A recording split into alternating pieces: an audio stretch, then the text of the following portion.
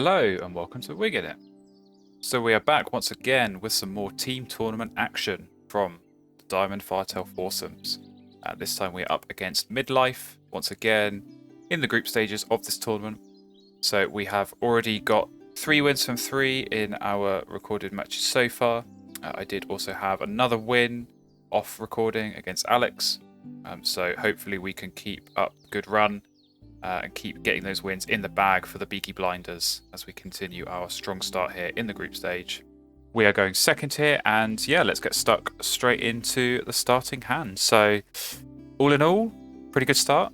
As soon as I see the Chiff Chaff, obviously my eyes are going to light up pretty naturally there. And the Bittern as well. Not the best wetland bird, but if it is going to give me potentially some extra cards that I can tuck, then that's a nice option to have. And obviously those 3 birds in the tray are all grassland birds, so at least for a little bit at the start of this game, should be able to get some extra cards as well. Now you see I'm kind of looking at this Oriole as well. Obviously, I think whenever you have the Oriole in your starting hand and there is a cherry in the bird feeder, that is a very hard card to leave. Obviously 9 points, it's going to help for at least a few end of round goals here. Get a bit of extra food perhaps to try and get some of these birds down. So yeah, it is so difficult to leave that, and certainly with those cherries being able to help feed the Chiff Chaff, yeah, felt like a pretty good keep for me.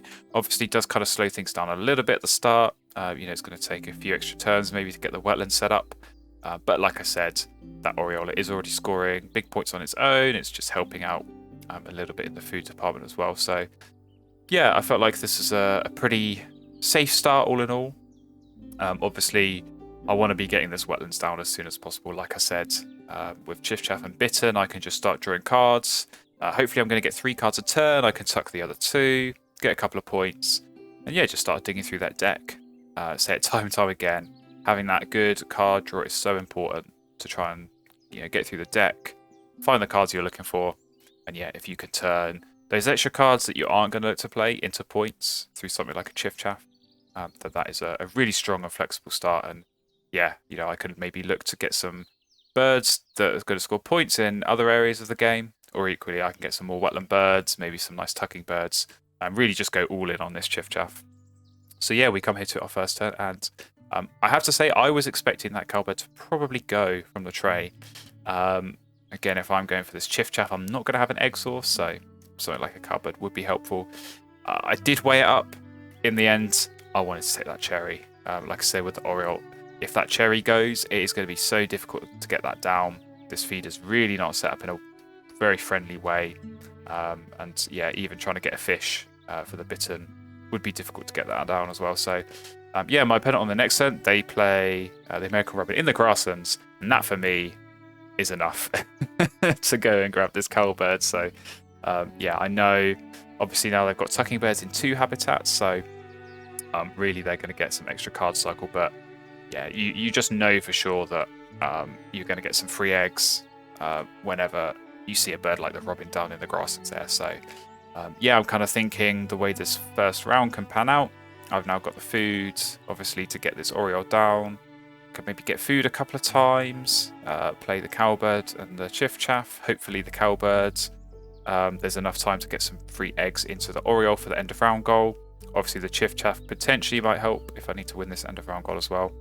But yeah, really I'm just going to try and obviously get some free eggs, get this wetlands built up. And yeah, hopefully I can do that before we get into round 2 so that I can just start drawing cards, see what I get from the deck.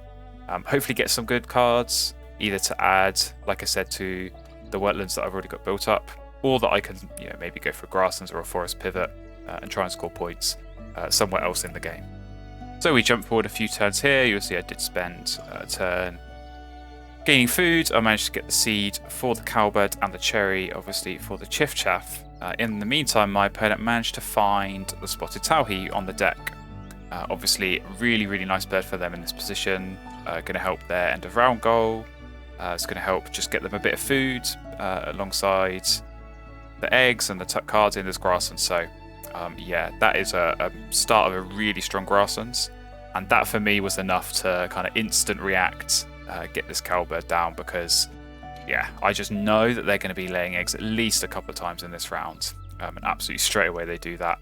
So I want to be able to maximize off those free eggs, make sure I can get something in that Oriole for the end of round goal, but also just to help maybe for playing some birds or maybe discarding and getting some extra cards. So yeah, go for the Chiff Chaff as well on the next turn.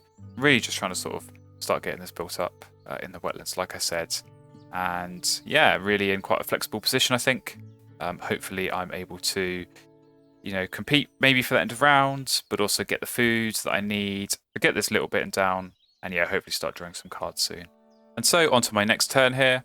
You'll see my opponent played the Flicker. I'm assuming that's to get a bit of extra egg space and obviously get the worm as well that was in the bird feeder. So yeah, you see I'm kind of thinking about what I'm going to do on this turn. I'm looking at the end of round position. My opponent can lay eggs and get up to 4. Obviously, if they lay eggs, I'll get 1 on the Oriole and then potentially can lay eggs in the Chiff Chaff as well. So what I'm thinking here is I can get, obviously, 1 food from the bird feeder. So in this case, I'm looking at the seed and then a cherry as well from the Oriole.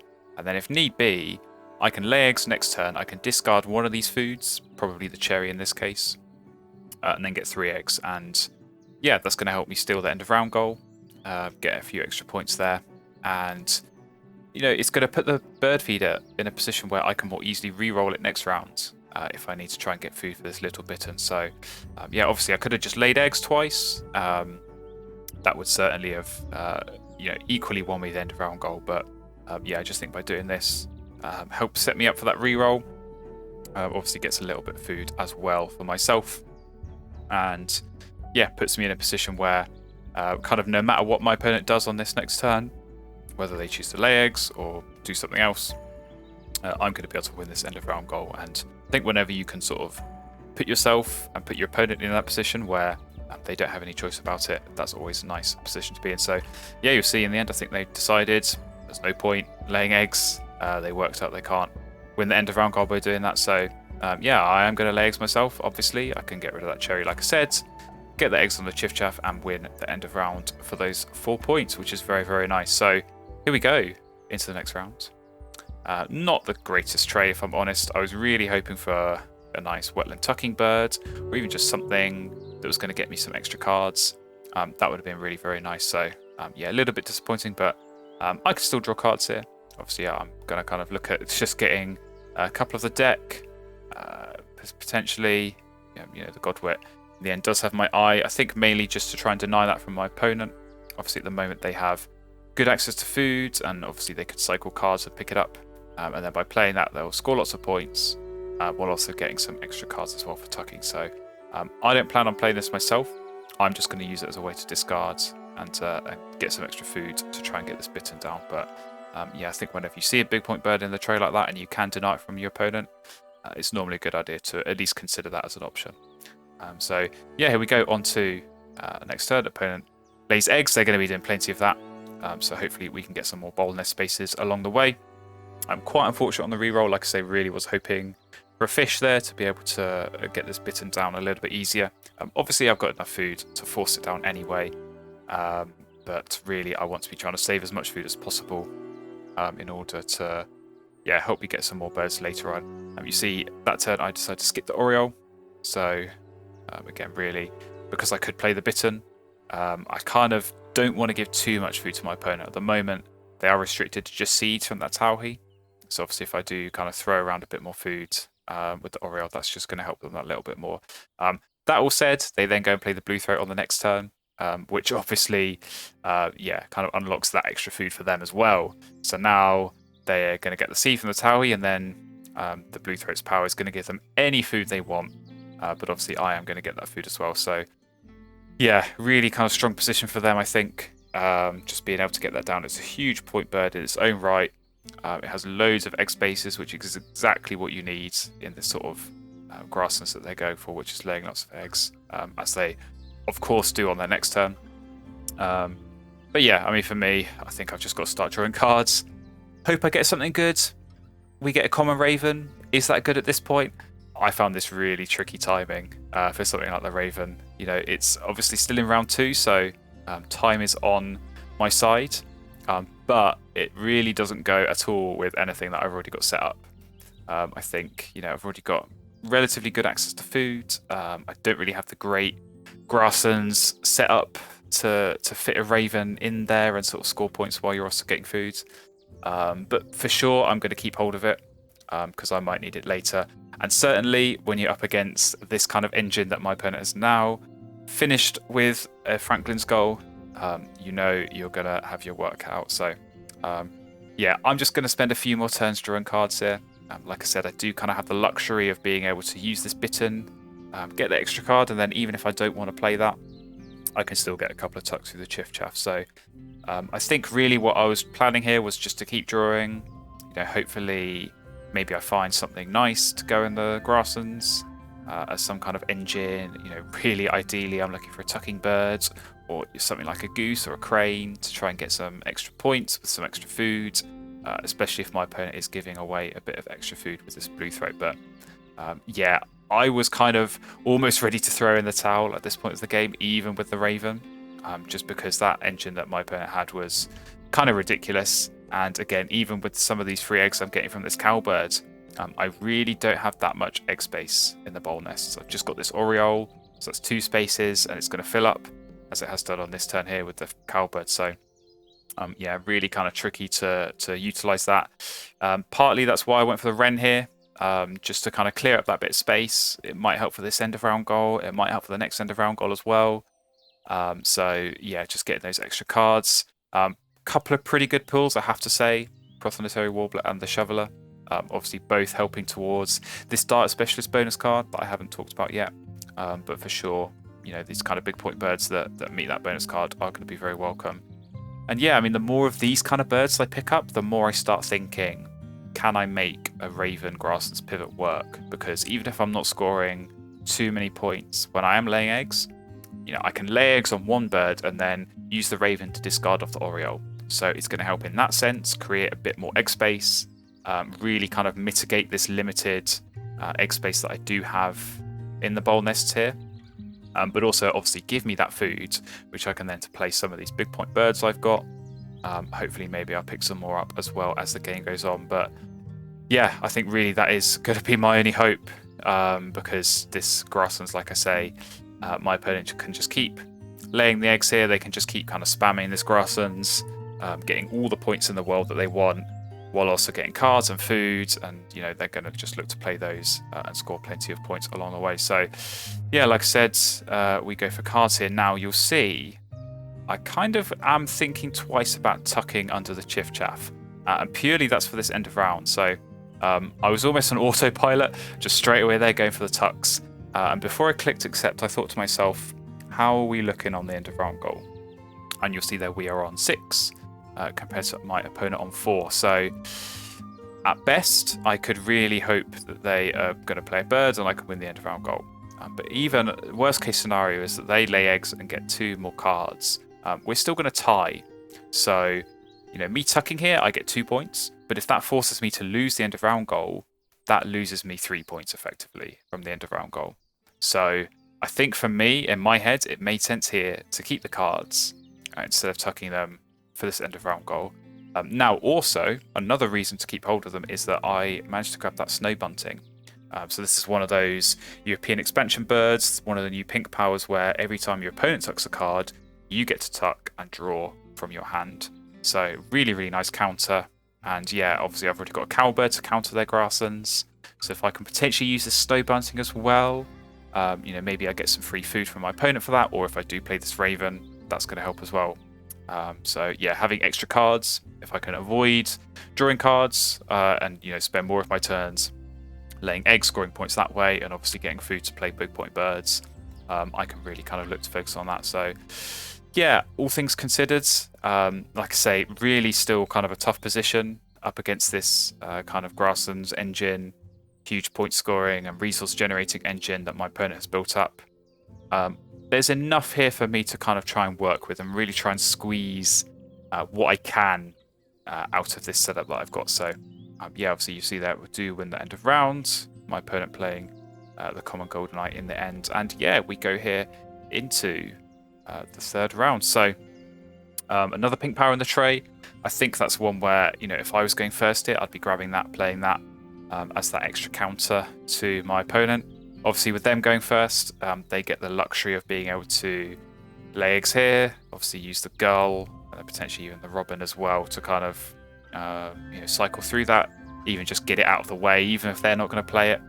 Just kind of not give me the option of picking it up and playing it. Certainly, yeah, that's kind of the right play there, just to deny that. Kind of fortunately for me, as they do that, obviously I miss out on the egg, but they give me a rodent, which is huge because there was no rodent in the feeder. I couldn't just go and grab that and get the raven down. I could have gone for food and overpaid. But yeah, they were slowly kind of giving me food throughout that last round. I was kind of keeping hold of it. And then, bam, right when I needed a free rodent to get this raven down, they indeed do that. So that was my decision made for me. I think if they hadn't given me that rodent, I would have had to maybe spend another turn going for cards or really kind of slow down my game a bit to just buy me a bit of time to kind of work out if this was the right decision. But yeah, as soon as I got given that rodent, I decided I just had to go for it. You know, if I'm going to stand any chance in this game, I'm going to have to try and hurry, get the snow bunting down, try and get as many tucks as possible. Hopefully, the deck is in my favour. It can give me some nice big point birds or some bonus card giving birds. That's really what I'm kind of hoping for. And yeah, as well, just kind of with obviously this end of round goal as well. Eggs in the forest. I've got this nice big point warbler to kind of add to my existing egg spaces that I have got in the forest there. So yeah, that's my plan. That's my plan at the moment. Obviously, I can get the food here for the snow bunting. Like I say, want to get that down almost immediately to really maximize off that pink power.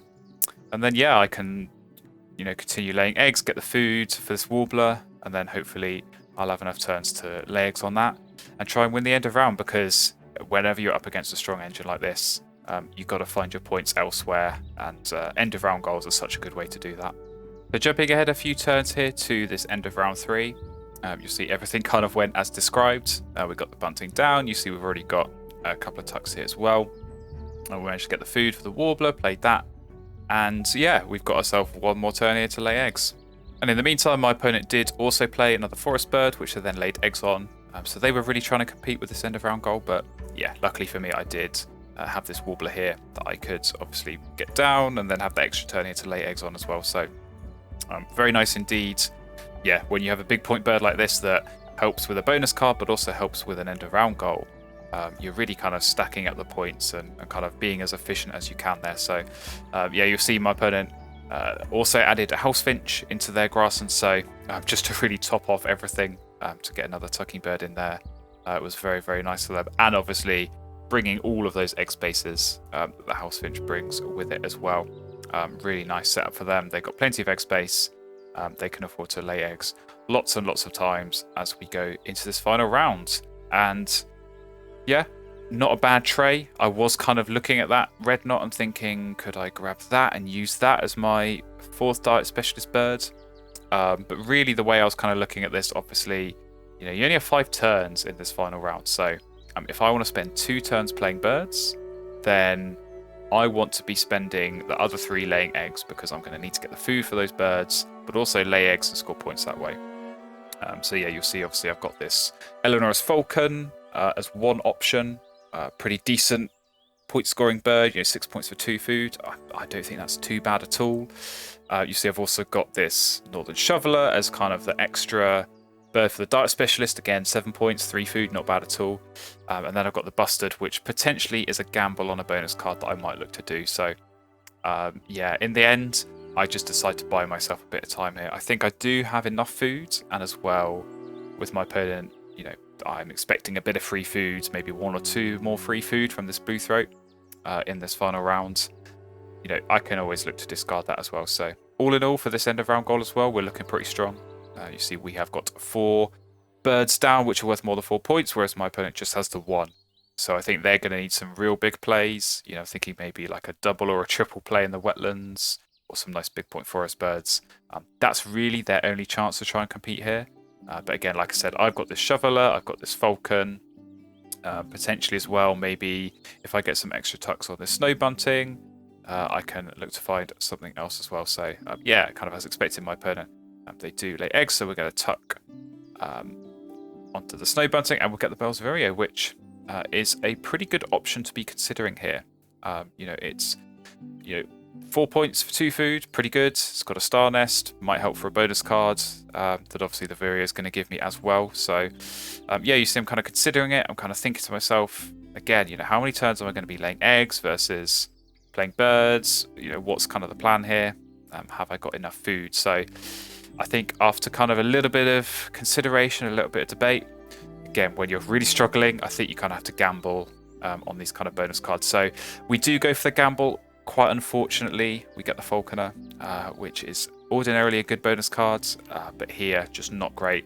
Obviously does work with this Eleanor's Falcon that I've got in my hand, but you know, I haven't got any birds down that are going to meet that already. So I'm really kind of a tricky you know, bonus card pickup, but it's not a tricky decision when the alternative is Citizen Scientist. So yeah, quite a frustrating one. It's one of those where I was kind of thinking to myself, you know, maybe if I pick up a 6-point bonus card, maybe I'm in with a shot. But I did kind of always know that I was going to be up against it a bit here. So we'll take it. Obviously, it does kind of put a bit more focus on this Falcon, which I was already considering playing. So not all terrible in the end. So yeah, we still have ourselves 3 turns left. So kind of what I'm thinking is I've got enough food after laying eggs once to be able to play both of these birds. So I could probably just look to lay eggs once and play the birds twice. So you see my opponent, they are starting to kind of gamble on their own bonus cards. So Snowy Owl, that will get them 1 bonus card. They'll be hoping to have got something good from that. For us, like I said, we're going to lay eggs here. We'll look to obviously try and keep as many of these star nest spaces open as possible. Do have a couple of spaces, so after playing birds, that's probably going to be okay. And yeah, we'll get the couple of worms, so that gives us the exact food to play. You'll see the Falcon and the Shoveler.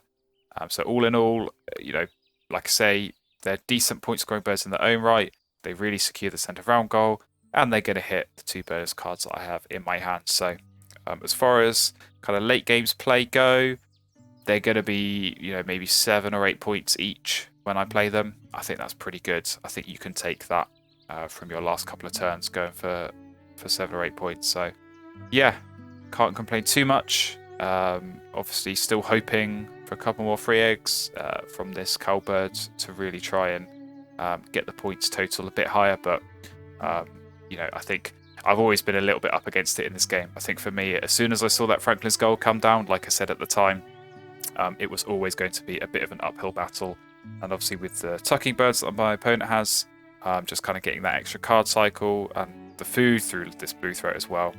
It's been absolutely huge for them. So yeah, we do get a tuck here. Now, I wasn't planning on tucking, but obviously if I skip that tuck, that's a missed point.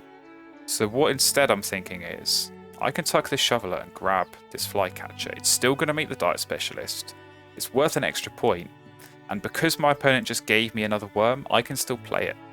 So all in all, that was just me paying attention to the tray, paying attention to how many points I'm going to be getting from everything. And again, really just trying to squeeze every last point out of this setup. Because, you know, when you're up against a tough engine, like I said, you've got to try and find points in alternative ways. Bonus cards and end of round goals are kind of the obvious ones, but you've really got to squeeze every last point you can out of a setup. You know, if you leave 1 or 2 points on the table, sometimes these games come down to just 1 or 2 points. So you really want to avoid doing that wherever possible. But yeah, you see we can obviously get this Flycatcher down. A little bit of overpaying, but I do not care one bit. I can still afford to get them both down.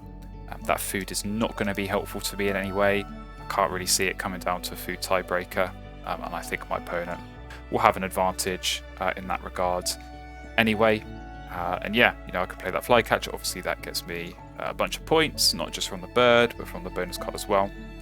And then I've got the food and the space in the wetlands to be playing this Eleanor's Falcon on my final turn.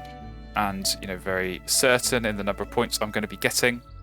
My opponent, on the other hand, going for the gambles again with these bonus cards. So, you know, in my head, I'm thinking, oh, maybe if they just drew 2 blanks on those bonus cards, I might have a shot. But yeah, it's one of those where you try and give yourself a bit of false sense of hope, maybe, to get yourself through the end of the game, when really the chances are never realistically that good. So, yeah, as I said, not really too much thinking here. We will get this Eleanor's Falcon down, get the points from the bird and from the bonus cards, and really kind of we've done everything we can. We've tried to score the maximum number of points from the cards we were dealt. Obviously the Raven being a big help, and those couple of pink powers being a good counter to this Grasslands, but unfortunately the writing is kind of on the wall here. So but it is always still tense when you're kind of watching these scores count up. Obviously a pretty good lead there from the bird cards. I'm hoping for a low score from my opponent on bonus cards, but it's not to be. 19 points is very, very nice there. So obviously, like I said, end of rounds help us drag it back a little bit, but just an absolutely huge number of eggs from my opponent. They had so much space and spent so many times laying eggs. Plenty of tuck cards as well, and in the end it is a very, very big score for them, 122 to 108. But like I said, kind of looking back on this, I don't think I can be too disappointed with how I played this. I think I really was up against it, against such a strong engine. And yeah, when you are in these kind of positions, all you can do is try and really squeeze every last drop of points you can out of a setup, and do your best and try and match what your opponent does. But obviously not always going to work out in your favour. So it is a defeat, and it is our first defeat in this tournament, but we're still in a pretty strong position as a team. Luckily my teammates are performing very strongly and getting the wins in as well, which is very, very nice. And the Beaky Blinders are still going strong in their quest to push on into the knockout phase. So thank you everyone for watching. Hopefully you enjoyed this gameplay video. If you did, please consider subscribing. It really does help out the channel. And obviously you will stay up to date with future videos like this.